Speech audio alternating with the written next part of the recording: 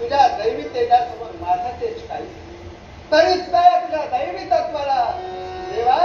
हा वरुण देव पंचबलाची योजना करून नतमस्तक होतोय